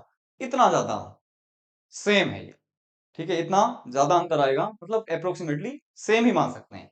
तो इस एंगल को मैंने क्या मान लिया, थीटा। अब आ जाओ, तो अगर ये थीटा है बेटा, तो ये एंगल भी क्या हुआ, थीटा। अच्छा सर, अब देखो, ये परपेंडिकुलर है, ये वाली लाइन इसके परपेंडिकुलर है, डी के। तो बेटा अगर ये एंगल है थीटा, तो ये एंगल आ गया आपके पास में 90 माइनस थीटा। ये एंगल कितना आ गया, 90 माइनस थीटा आ गया। क्लियर है बात या नहीं, क्या ये बात क्लियर हुई या नहीं। अब सुनो बेटा, ध्यान से देखना, अगर मैं यहां से परपेंडिकुलर ड्रॉप करता हूं, ये वाला है ना, ये वाला मैंने परपेंडिकुलर ड्रॉप करा, तो जितना अब इसने डिस्टेंस ट्रेवल किया, क्या उतना ही ये करेगी, बिल्कुल ठीक है। तो सर ये जो आपको दिख रहा है रेड कलर का, ये आपके पास में आ गया पाथ डिफरेंस। ये क्या आ गया, पाथ डिफरेंस। अब सुनो, ये एंगल थीटा, अगर ये एंगल थीटा है, ये पूरा 90 है, तो 90 माइनस थीटा ये आ गया बेटा, ये 90 माइनस थीटा, ये है 90, ये भी 90, तो ये एंगल आपके पास में आ गया थीटा। इसको थोड़ा बड़ा करके बना देता हूं मैं, देखिए ये एंगल आ चुका है मेरे पास में थीटा, ये मैंने कहा डेल्टा एक्स, ठीक है ना, ये क्या बताया मैंने, डेल्टा एक्स। यही है बेटा पाथ डिफरेंस। बेटा ये है S1 और ये है S2, ये S1 और ये S2, तो दोनों के बीच में डिस्टेंस कितनी है, D। दोनों के बीच में कितनी डिस्टेंस है, D। तो बेटा देखो 90 डिग्री के सामने, है ना, 90 डिग्री के सामने ये बन गया आपके पास में हाइपोटेन्यूस, ठीक। और ये क्या आ गया, ये थीटा के सामने है परपेंडिकुलर, तो बेटा P अपॉन H तो होता है साइन थीटा। और P कितना है sir, delta x, upon H कितना है सर, D। तो सर यहां से मेरे को मिल गया कि डेल्टा एक्स की वैल्यू सर मेरे पास में आ गई है टी साइन थीटा। मतलब मैंने क्या कैलकुलेट कर लिया है, पाथ डिफरेंस मैंने कैलकुलेट कर लिया। दोनों लाइट रेज, दोनों लाइट रेज जो स्लिट वन से पहुंची और जो स्लिट दूसरी से पहुंची है, वहां पर दोनों के बीच में मैंने क्या कैलकुलेट कर लिया है, पाथ डिफरेंस। क्या कैलकुलेट कर लिया बेटा, पाथ का डिफरेंस। अब फिर से वही बात, स्टार्टिंग में आ जाओ बिल्कुल। अगर पाथ डिफरेंस एन लेमडा के मल्टीपल में है तो कंस्ट्रक्टिव इंटरफेरेंस, और अगर 2n-1 लेमडा बाई 2 के मल्टीपल में है, यानी कि लेमडा बाई 2 के ओड मल्टीपल्स में है, तो डिस्ट्रक्टिव इंटरफेरेंस। इतनी सी कहानी थी, इतनी सी कहानी थी किसकी, YDSC की, ठीक है। अब आ जाओ बेटा, थीटा बहुत ज्यादा छोटा है, तो क्या मैं साइन थीटा को टेन थीटा के बराबर मान सकता हूं, बिल्कुल ठीक है सर, क्योंकि साइन जीरो भी जीरो होता है, टेन जीरो भी जीरो, तो साइन 000.1 डिग्री बराबर होगा टेन 000.1 डिग्री, ठीक है। तो साइन थीटा को मैं टेन थीटा एज्यूम कर सकता हूं। तो डेल्टा एक्स बराबर डी साइन थीटा मेरे पास में आ चुका। क्या मैं डेल्टा एक्स को डी साइन थीटा की जगह डी टेन थीटा लिख सकता हूं, बिल्कुल लिख सकता हूं सर। तो बेटा आप देखो, इस वाले ट्राइंगल में देखो, ये वाला जो ट्राइंगल में दिखा रहा हूं आपको, इसको चेंज कर लेता हूं कलर में, ऐसे रेड ले लेते हैं। तो बेटा इस वाले ट्राइंगल को देखो आप, ये वाई है और ये है डी, और बेटा ये एंगल मैंने कितना बताया आपसे, थीटा। तो यहां से टेन थीटा की वैल्यू आपके पास में आ जाएगी, यहां इस ट्राइंगल से टेन थीटा की वैल्यू आपके पास में आ जाएगी परपेंडिकुलर अपॉन बेस, बेस कितना है बेटा, डी, वाई अपॉन डी। यहां पर वैल्यू आप चिपका दो बेटा, वाई अपॉन डी को चिपका दो। टेन थीटा की वैल्यू कितनी, वाई अपॉन डी चिपका दो, चिपकाई। तो बेटा ये आपके पास में आ गया डेल्टा एक्स की वैल्यू, डेल्टा एक्स की क्या आ गई वैल्यू, आपके पास में आ गई है कितनी, T Y by lambda D Y by D, D Y by D. अब देखो फॉर कंस्ट्रक्टिव इंटरफेरेंस के लिए डेल्टा एक्स की वैल्यू कितनी होनी चाहिए, एन लैम्डा होनी चाहिए। बार बार मैं बहुत देर से इसी चीज को समझा रहा हूं। डेल्टा एक्स की वैल्यू कितनी होनी चाहिए, एन लैम्डा के बराबर होनी चाहिए। और डेल्टा एक्स आप कैलकुलेट करके ला रहे हो D Y by D, D Y by D. तो बेटा यहां से आप y की वैल्यू कैलकुलेट कर लो। तो ये n lambda into capital D और by small d, n d lambda by d. ये आपके पास में आ गई y की वैल्यू। y की वैल्यू मतलब position, position of the nth maxima. n मतलब जो भी आपका मैक्सिमा आप कैलकुलेट करना चाहोगे उसकी क्या आ गई है, पोजीशन आपके पास में आ गई। समझ रहे हैं बेटा, यहां से जो y है ये आपका क्या है, पोजीशन ऑफ nth मैक्सिमा। कितनी आई है बेटा, ये आपके पास में आई है y is equal to N D lambda by छोटा डी। ऊपर बड़ा डी, बड़ा भाई ऊपर छोटा भाई नीचे, याद रखना इस चीज को, ठीक है ना। बड़ा भाई कहाँ ऊपर, छोटा भाई कहाँ नीचे। तो इस फॉर्मेट में आपको याद रखना है, पहले डी बड़ा, पहले बड़े का नंबर आता है फिर छोटे का, नहीं तो कैलकुलेशन गड़बड़ा जाएंगी भाई। तो बेटा y1 बताओ जरा, यानी कि फर्स्ट मैक्सिमा, फर्स्ट मैक्सिमा कहां पर मेरे को ऑब्टेन होगा, इस सेंटर से। ये तो सेंट्रल ब्राइट मिल गया आपको, सेंट्रल मैक्सिमा आपको ऑब्टेन हो चुका है बेटा। अब इसके बाद में कहां पर दूसरी फ्रिंज बने मिलेगी आपको जो ब्राइट होगी, वो आप कैलकुलेट कर सकते हो। तो क्या कर दें, एन को 1 पुट कर दो बेटा। एन को कितना पुट कर दो, 1। तो आपको मिल जाएगा 1 into D lambda by D. अरे बात समझ में आई बेटा या नहीं। सेकंड मैक्सिमा बोलो बेटा, तो एन की वैल्यू कितनी, 2 पुट कर दो, तो y2 आपको मिल जाएगा 2d लेमडा बाई छोटा डी। ठीक है, क्लियर। अब सुनो ध्यान से, फ्रिंज विड्थ की अगर मैं बात करूं, किसकी बात करूं बेटा, फ्रिंज विड्थ की। तो कंसेक्यूटिव डिस्टेंस, कंसेक्यूटिव या कहें कि difference between two consecutive maxima या मिनिमा, दो कंसेक्यूटिव मिनिमा या दो कंसेक्यूटिव मैक्सिमा के बीच का जो डिफरेंस है वही आपके पास में क्या आएगा, विड्थ ऑफ द फ्रिंज आएगा। यानी कि कितना ज्यादा ब्राइट मेरे को मिलने वाला है, कितनी चौड़ाई का, कितनी मोटाई का आपको, या कितनी डायमेंशन का ब्राइट मिलने वाला है, वो कैसे हम कैलकुलेट कर सकते हैं, है बेटा इस तरह से। अच्छा एक सेकेंड, फॉर डिस्ट्रक्टिव इंटरफेरेंस की बात करूं बेटा, तो डेल्टा एक्स क्या होना चाहिए, odd multiples of lambda by 2 होना चाहिए। तो D Y by capital D, ये किसकी वैल्यू आई थी अभी, डेल्टा एक्स की वैल्यू। तो कितनी रख दी आपने, odd multiples of lambda by 2। तो यहां से भी आपकी y की वैल्यू आ जाएगी nth, जो डार्क आपको मिलेगा 2n माइनस 1 लैम्डा बाई 2 और capital D by small D. तो पोजीशन ऑफ दी डार्क आपको मिला, यानी कि डार्क फ्रिंजेस की जो पोजीशन है वो इतनी मिल गई। ठीक है, चलो जी फ्रिंज विड्थ की बात करते हैं, फ्रिंज विड्थ की बात करते हैं। हाँ न्यू वे है सर ये करने का, भैया नया तरीका, ये ऐसा मिलेगा नहीं। पूरे यूट्यूब को आप जो है सर्च कर लेना, ये तरीका आपको मिलेगा नहीं। कोई कंफ्यूजन हो बताइए। 15 साल का एक्सपीरियंस है ये, सही है। ये तरीका है होगा ही अलग।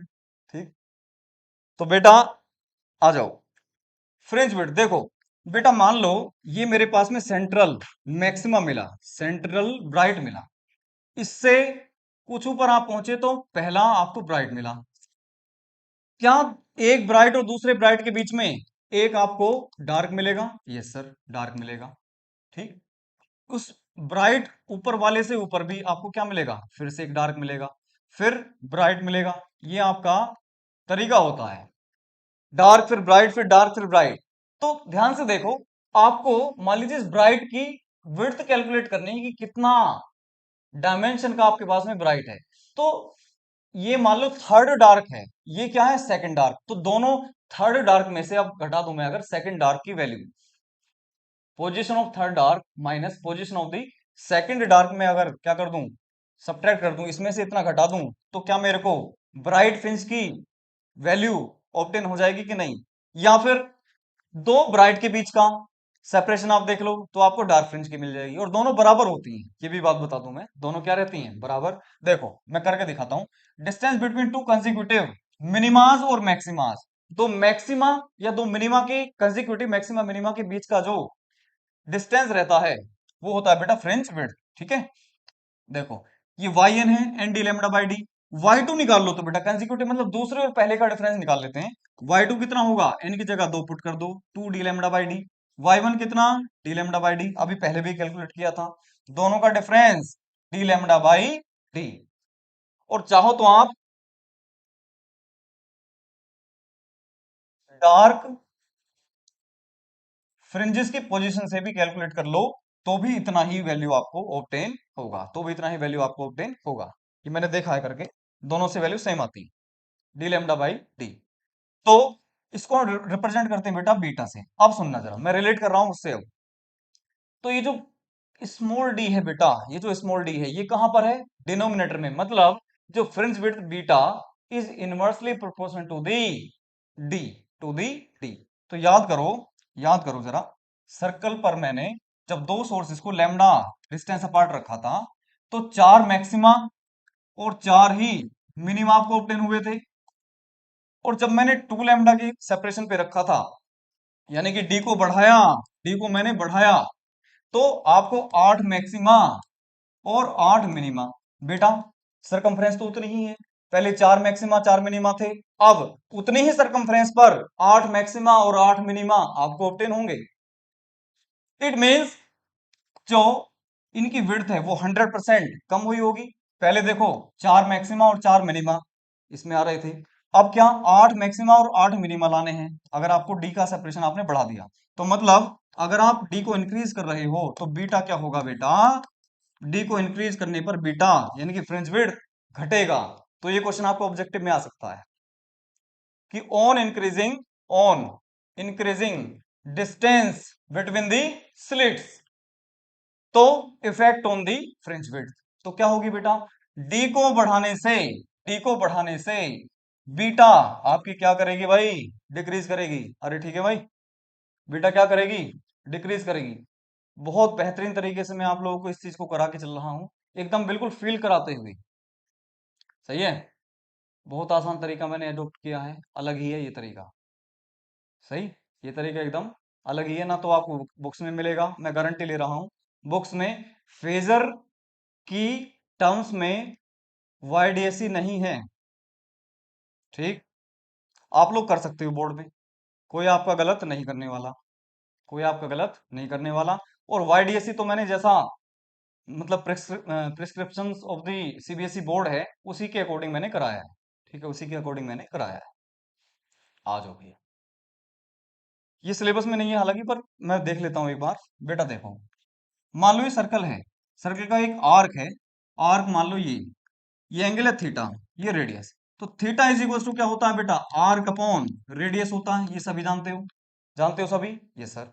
तो अगर सभी जानते हो तो बेटा मैंने कहा कि ये आपके पास में एक ब्राइट स्पॉट मिला, वाईडीएसी में क्या मिला, ब्राइट स्पॉट मिला। तो बीटा क्या है कि जो इसकी जो विड्थ है, इसकी जो चौड़ाई है, विड्थ है, उसको हमने क्या कहा, फ्रिंज विड्थ। कितनी वैल्यू है, डी लैम्डा बाई डी।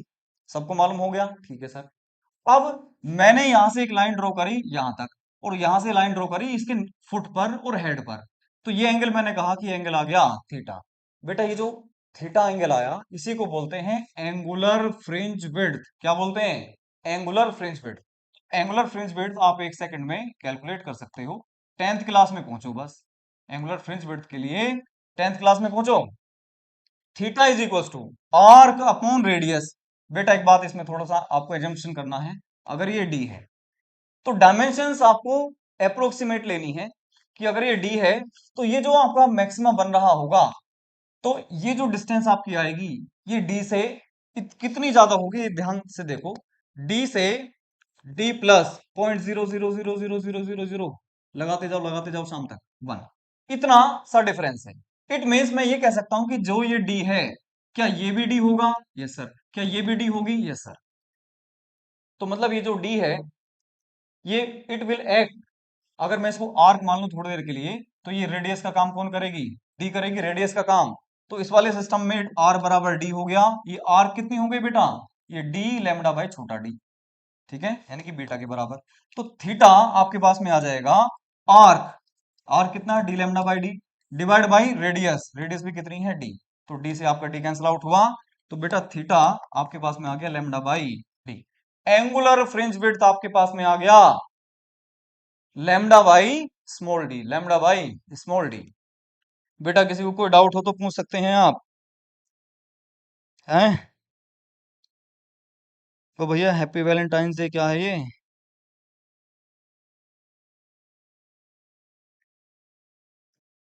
किसी का कोई डाउट?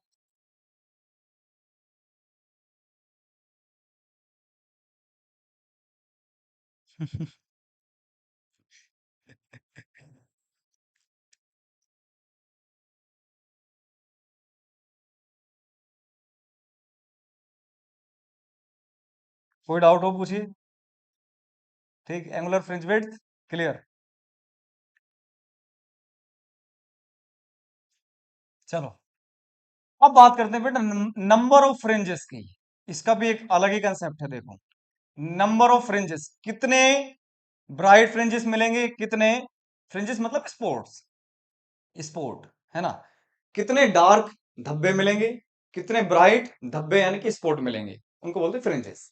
ठीक, तो बेटा देखो अभी जब हमने देखा तो पाथ डिफरेंस जो आया था YDSE में कितना था, वो डी साइन थीटा था सर। कितना था? डी साइन थीटा था। साइन थीटा को टेन थीटा के बराबर हमने एज्यूम कर लिया था, कैलकुलेशंस कर ली थी। अब मैं क्या कहता हूं कि डी साइन थीटा रहने दो। बेटा साइन थीटा का ग्राफ मैं आपको कितनी बार करा चुका हूं, कितनी बार करा चुका हूं कि सर इसकी जो मैक्सिमम वैल्यू +1 और मिनिमम वैल्यू रहती है -1, -1 रहती है मिनिमम वैल्यू। तो मैक्सिमम वैल्यू कितनी सर? +1। तो बेटा सुनो अब, अगर मैं कंस्ट्रक्टिव इंटरफेरेंस की बात करूं यानी कि मैक्सिमाज की बात करूं, किसकी बात करूं बेटा? ब्राइट फ्रिंजेस की बात करूं या मैक्सिमाज की बात करूं, तो डी साइन थीटा यानी कि आपका जो पाथ डिफरेंस है वो एन लैम्डा होना चाहिए, integral multiple of the lambda. ठीक है बेटा, अगर आपको maximum total number of fringes चाहिए तो आपको साइन थीटा को मैक्सिमम कर देना है। कंसेप्ट समझ रहे हो? साइन थीटा को क्या कर देना है? मैक्सिमम नंबर ऑफ फ्रिंजेस के लिए sine theta must be maximum. और कितनी भाई? साइन थीटा की मैक्सिमम वैल्यू कितनी? +1। रखो यहां पे +1, साइन थीटा की वैल्यू कितनी? +1 रख दो भाई, रख दी भैया। तो n lambda is equal to d आ गया। तो एन की वैल्यू आपके पास में, एन की वैल्यू बेटा आपके पास में आ गई D by lambda, D by lambda. और ये जो n आपके पास में आ रहा है, जब आपने मैक्सिमम रखी है साइन की वैल्यू, तो n जो आया नंबर ऑफ मैक्सिमाज आ गया, नंबर ऑफ मैक्सिमास कि कौन सा वाला मैक्सिमा। दोबारा समझो बेटा, देखो यहां से आपका सोर्स है, यहां पर आपकी स्क्रीन है, ठीक है, यहां पर आपकी स्क्रीन है मान लो। तो स्क्रीन पर आपने यहां पर ऑब्टेन करा सेंट्रल ब्राइट, ये पहला दूसरा तीसरा चौथा 50 60 100 1000, मैंने कहा 1 लाख मैक्सिमा है। तो जब आप इस सोर्स से देखोगे तो ऊपर की तरफ आप जब देखोगे तो थीटा आपको अप्रोक्सीमेटली 90 डिग्री देखने को मिलेगा। जब आप बिल्कुल ऊपर देखोगे तो थीटा कितना हो जाएगा? 90 डिग्री।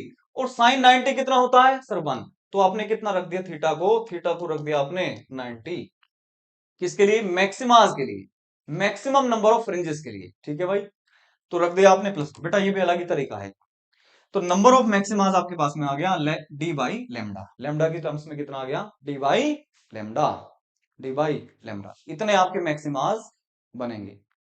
ठीक, लेकिन किधर बनेंगे? अभी तो आपने केवल ऊपर देखा, अभी तो आपने सिर्फ ऊपर देखा। अब आप नीचे देखोगे तो 1 2 3 4 ऐसे करते करते नीचे भी कितने बन रहे होंगे? D by lambda. क्लियर एकदम? नीचे भी कितने? इतने ही सर। बहुत बढ़िया। और इसको तो आप भूल ही रहे हो, ये जो बीच में बन गया डार्क, वो क्या बोलते हैं इसको? सेंट्रल जो मैक्सिमा है सीबी, या सेंट्रल ब्राइट है जो आपके पास में, तो एक ये है बेटा। तो टोटल कितने हो गए? तो ब्राइट फ्रिंजेस की अगर मैं नंबर की बात करूं तो डी डी बाई लेमडा एक ऊपर की तरफ, डबल कर दो तो नीचे वाले भी काउंट कर लिए, और प्लस सेंट्रल ब्राइट यानी कि सेंट्रल मैक्सिमा भी आपने काउंट कर लिया। तो कितना आंसर आया? 2d लेमडा, 2d/लेमडा और +1। इतने टोटल नंबर ऑफ मैक्सिमास होंगे, यानी कि ब्राइट फ्रिंजेस कितनी होंगी? इतनी होंगी। ठीक है, कोई डाउट हो बताएं। कोनो डाउट हो तो बताइएगा।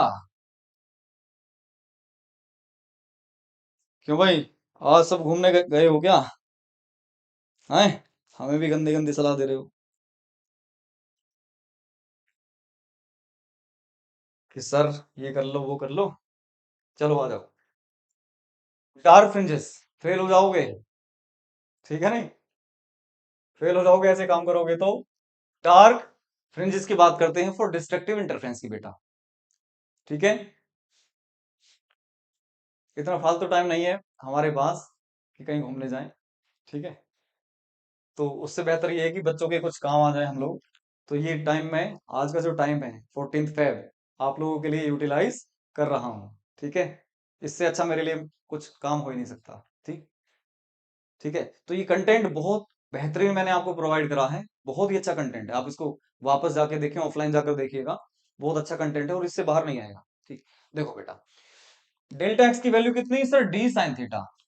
ठीक है, ज्यादा से ज्यादा नंबर ऑफ डार्क फ्रिंजेस मेरे को ऑब्टेन करनी है, ज्यादा से ज्यादा डार्क फ्रिंजेस। तो डार्क फ्रिंजेस भी कैसे होंगी सर? ऐसे ही हो रही होंगी, यहाँ डार्क, यहाँ यहाँ यहाँ, यहाँ पर डार्क, यहाँ यहाँ यहाँ। ऊपर देखोगे जब आप, तो थीटा कितना? 90। थीटा कितना बेटा? 90। तो थीटा जब 90 होगा तो साइन थीटा कितना हो जाएगा? 1। साइन थीटा की वैल्यू क्या हो जाएगी? 1। तो बेटा, जब आप डिस्ट्रक्टिव इंटरफेरेंस की बात करते हो तो डी साइन थीटा होना चाहिए odd multiple of lambda by two का।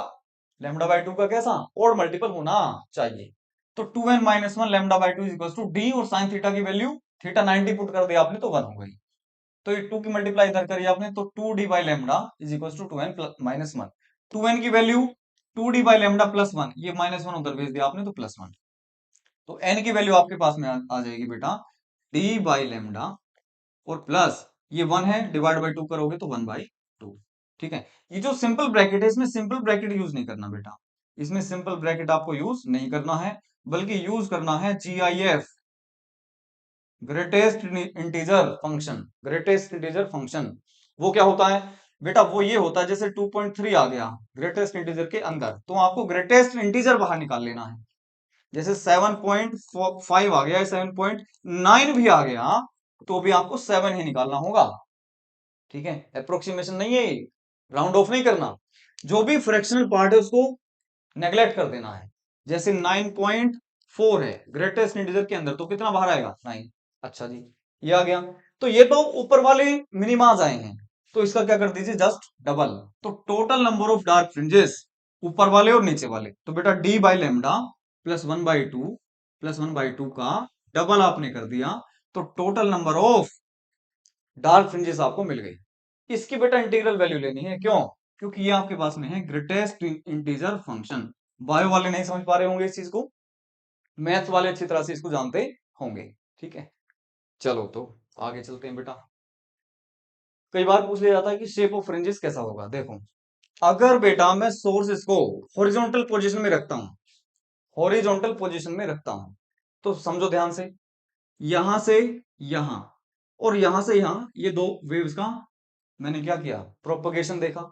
जो पाथ डिफरेंस यहां पर है, मान लो वो एन लैम्डा के मल्टीपल में आ गया, तो इधर देखो इतने ही डिस्टेंस ये, और यहां पर देखो, क्या सेम पाथ डिफरेंस नीचे भी आएगा? यस सर, यहां पर भी आप कह लें, क्या सेम पाथ डिफरेंस इस साइड में आएगा और इस साइड में? मतलब कहने का ये है कि अगर ये आपके पास में शीट है, तो बेटा इस तरह से आप देखो, दोनों सोर्सेस को आप कंसिडर करोगे अगर, तो अगर यहां पर कंस्ट्रक्टिव इंटरफेरेंस हुआ, एन लैम्डा के टर्म मल्टीपल्स में आ गया, तो यहां पर भी एन लैम्डा के इंटीग्रल मल्टीपल्स में ही आएगा। तो आप देखो, अगर स्क्रीन आपको ऐसे दिखाई देती, तो आपको कैसा इंटरफेरेंस पैटर्न देखने को मिलता? सर्कुलर पैटर्न देखने को मिलेगा। समझ में बात आ रही है? इस तरह से कोन के शेप में, और वहां पर जाकर क्या मिलेगा आपको? सर्कुलर फ्रिंज मिलेगी। तो कैसा पैटर्न मिलेगा बेटा आपको? सर्कुलर पैटर्न, यानी कि आपकी जो शेप ऑफ फ्रिंज है वो कैसी रहेगी? सर्कुलर फ्रिंज रहने वाली है। ठीक है, और देखो बेटा, स्लिट है अगर मेरे पास में, तो स्लिट में कैसा था? बिल्कुल स्ट्रेट लाइन दिख रही थी। अब सुनो, अगर मैं यहां पर पिन होल्स कर दूं, क्या कर दूं? स्लिट्स की जगह पर होल्स कर दूं, तो बेटा ये क्या बन गया? अब ये पॉइंट सोर्स बन गया। पॉइंट सोर्स बन गया, और पॉइंट सोर्स से कैसे निकलते हैं wave fronts? Spherical wave fronts.